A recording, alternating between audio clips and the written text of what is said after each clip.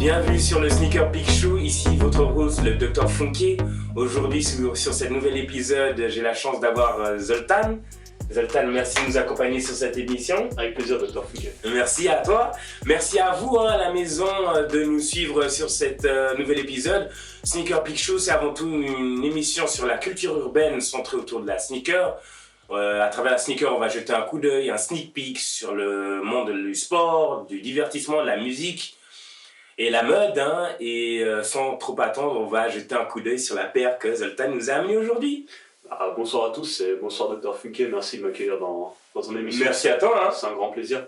La paire que je vous amène aujourd'hui, c'est la Puma Drift 4, qui est une paire qui m'est assez chère pour une raison que je vais vous expliquer tout de suite. Okay. Et je vais commencer par un petit historique de la paire elle-même. C'est une paire dont le développement remonte au début des années 80. Okay. C'est un pilote de Formule 1 du nom de Stefan Bellhoff qui s'adresse à Puma pour designer une chaussure qui répondent à plusieurs critères, à savoir premièrement une semelle relativement fine qui lui permette d'avoir un bon ressenti des pédales et le fait que la chaussure soit assez compacte pour faire en sorte que son pied soit contenu de façon plus agréable que s'il avait une chaussure plus large. Okay. Et la troisième chose la plus importante, ce qui est la vraie innovation de la chaussure, c'est qu'elle soit ignifugée, donc elle résiste au feu.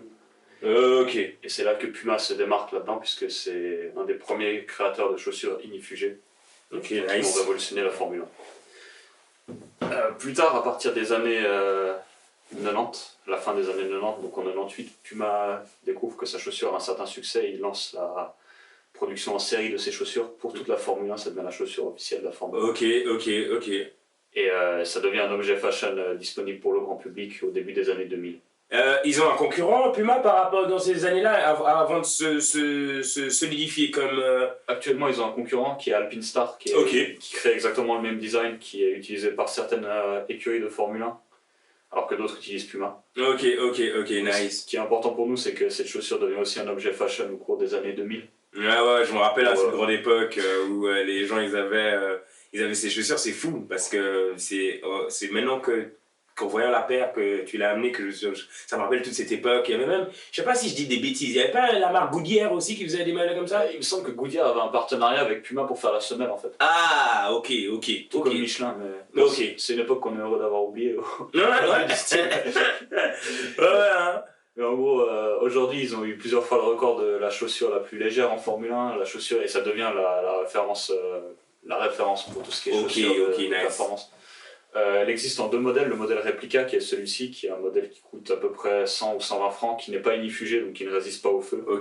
Et le modèle approuvé par la Fédération internationale de l'automobile, qui lui résiste au feu, et là on est sur une autre gamme de prix. À peu près combien on a Autour de 500 francs. 500 francs, ok. Ils ont divers partenariats avec diverses marques, que ce soit Ferrari, Mercedes, BMW ou même en tant qu'athlète Lewis Hamilton lui-même qui il a développé une ligne. Et il me semble qu'il a développé une ligne pour Puma à l'époque. Ok, nice. Ouais.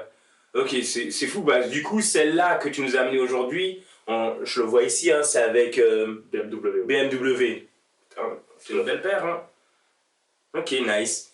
Et alors du coup, la grande question, hein, celle qui intéresse le plus, c'est quel est le lien finalement, tu nous amènes cette paire, mais quel est le lien que tu as avec cette paire pour nous l'amener? C'est pas des chaussures que je porte tous les jours, hein. Le style est pas hors du commun, je trouve. Un peu daté, mais c'est des chaussures en fait. Si le Dr Funky m'a invité, c'est parce que depuis tout petit en fait, j'ai toujours voulu être pilote, à vrai dire pilote d'avion. Ok, nice. Et ces chaussures, c'est la chaussure qu'on m'a conseillé d'acheter quand j'ai commencé à piloter des avions, à vrai dire. Le conseil qu'on m'a donné, c'est il faut des chaussures qui soient suffisamment légères et qui aient une semelle suffisamment fine pour que tu puisses ressentir les pédales de l'avion. Parce qu'un avion a des pédales qui ne servent pas à gérer la puissance du moteur, mais à gérer le mouvement de l'avion, à vrai dire. Et très honnêtement, si tu ne l'avais pas dit maintenant, je savais pas. C'est pas un fait très connu. Là, on voit toujours les manivelles pour accélérer, mais qui est des pédales. Voilà, ça, je sais pas si vous saviez pas, mais il y a des pédales qui gèrent l'avion sur cet axe-là, en fait. C'est-à-dire que tout le mouvement qui se fait dans cette dimension-là est géré au pied, en fait. Et il y a aussi les freins qui sont couplés sur ces pédales. Donc, nice. C'est une commande qui est assez importante parce que si on touche les freins au moment de l'atterrissage sans le vouloir, ça peut très vite tourner en histoire pas très rigolote. Donc on m'a conseillé ces chaussures pour cette activité, il s'avère qu'elles ont très bien rempli leur devoir. Et que j'ai pu gérer mes freinages comme comme un patron sans aucun problème. Ok. Mais là, clairement, là, parce que là, tu viens de nous balancer quelque chose. Je pilote des avions. C'est pas tout le temps qu'on arrive dans cette émission et on peut avoir un clim aussi gros. Donc, faut que tu nous situes un peu les choses. Tu pilotes des avions, mais waouh! J'ai besoin de savoir un peu plus sur cette passion. Comment t'es arrivé à ce que aujourd'hui tu puisses piloter des avions? C'est souvent une profession qui vient d'un rêve d'enfant. Hein. Okay. C'est quelque chose qui est assez... voilà, on a tous déjà tourné nos yeux vers le ciel pour regarder les avions. Et quand j'étais petit, je faisais pas exception à la règle. Un jour, mon père a eu la chance de gagner un concours. Et on a gagné un vol en fait pour aller à Disneyland, tout un séjour. Ok, nice. Et ceci comprenait un vol en première classe dans un avion pour se rendre à Paris. Ok, t'avais quel âge? Je devais avoir 6 ou 7 ans maximum. Ok, juste pour nous situer, parce que là, là où ça devient intéressant, c'est que pour moi, j'ai aucun souvenir de Disneyland. Pour moi, mon Disneyland, c'était le vol en avion lui-même, à vrai dire. C'est là que j'ai pris mon kiff en fait. C'est-à-dire que sur place, Mickey, j'en avais pas grand chose à faire, j'étais plus attiré par le retour en avion pour l'heure 30 de vol. Parce que l'aller, voilà quoi, ça t'avait. À l'aller, en plus, c'était une époque où on pouvait accéder au cockpit après en étant un enfant. Je me rappelle, hein, on se rappelle tous de cette époque. Hein. Donc j'ai pu rentrer dans le cockpit, regarder tous les boutons et pour un enfant de 6 ans, moi c'était décidé à ce moment-là, hein. Il n'y avait pas vraiment d'autres options. C'était celle qui devait être pour mon choix professionnel. Et voilà, ensuite les choses continuent, j'ai l'idée en tête, hein, je commence à aller à l'école, à 6 ans, voilà, on ne demande pas encore trop aux enfants sérieusement ce qu'ils veulent faire plus tard. Non, mais moi je savais déjà ce que je voulais faire plus tard, donc les choses avancent et c'était le début aussi de l'informatique. Mon père avait acheté un PC pour la maison, un PC qui était encore une grosse machine à l'époque. Non, quoi, en 2000, 2002 ouais, peut-être 2002 max. Ok. Donc on est à la pointe de la technologie sur un gros Dell Pentium 4 qui fait la taille de l'appartement pour des performances assez relatives, mais en gros j'ai ça, mes parents m'achètent un petit simulateur de vol avec un petit joystick et je commence à m'amuser avec ça. Petit à petit je découvre les choses, je peux d'une certaine façon commencer à exploiter ce rêve que j'avais, je peux commencer à le traduire par quelque chose. Ok, nice. Donc quand tous mes potes jouaient à la PlayStation 2 à l'époque, moi... Toi tu simulais quoi. Moi je faisais des petits vols en simul. J'aimais bien la PlayStation aussi, mais j'aimais bien le simulateur. Tu m'étonnes. Et la technologie avançant à une vitesse assez élevée, en 5 ou 10 ans, les simulateurs avaient déjà atteint un niveau qui était assez important quand même, hein. Un niveau de réalisme qui... je vais demander, parce que quand on parle de simulateur, c'est vraiment... Genre, comme dans la réalité? C'est-à-dire que... Il y a tout comme dans la réalité d'un avion? L'interface sur les simulateurs grand public, t'as pas d'interface. Tout ce que t'as, c'est un joystick et ta souris, tu vois. Mais ce qui est reproduit dans l'écran, oui, ça ressemble beaucoup à la réalité de ce que tu peux avoir. Ouais. Ok, nice. Donc ma période simulateur continue, je m'intéresse à des associations où ça se fait de façon un peu plus sérieuse. Je vais dans des associations, j'aiguise un peu plus mon sens du pilotage sur simulateur. Et arrive gentiment l'âge où on doit vraiment décider de quel métier on va faire plus tard. Donc moi j'ai pas changé d'idée, hein, malgré les gens qui me disaient c'est un métier impossible à faire, tu m'étonnes. Faut avoir un QI de Einstein, faut avoir une vision d'aigle, faut être super bon en maths. C'est pas faux, faut pas être mauvais en maths, faut avoir une proportion scientifique, mais c'est réalisable. Ça t'a pas arrêté quoi. Wow. Plus on me le disait, plus j'avais faim en fait. C'est que on me disait tu vas jamais le faire, moi je disais genre watch me et regarde-moi comment ça va se passer. Et ça c'est juste sur le dos d'être une fois allé à Disneyland Paris, d'avoir été une fois dans l'avion et à partir de là tout s'est enchaîné, le simulateur. Ok, waouh. J'avais faim. Ça devait vraiment être un super vol, hein. Ah mais c'est... Waouh, ok. Là j'avais envie. Ok, nice. Donc les choses avancent, j'approche des 15-16 ans, on commence à devoir réfléchir à quel métier on veut faire. Ensuite il y a aussi la crise de 2008 qui a lieu à ce moment-là, donc je commence à m'intéresser un peu au monde de l'aéronautique. Je vois qu'il y a beaucoup de gens qui perdent leur travail dans ce monde, donc je me dis on va peut-être aussi faire des études normales à côté. Donc je me dis je vais prendre une voie classique par rapport aux capacités que j'ai et je vais garder ça quand même de côté parce que les formations aéronautiques ont cet avantage et cet inconvénient, c'est que vous pouvez les faire en parallèle d'autres choses jusqu'à un certain point. Ok. Donc en faisant mes études, j'ai commencé à faire ma licence de pilote privé, donc pour piloter des petits avions à hélice, une seule hélice, un tout petit avion, comme vous pouvez les voir sur les petits aérodromes.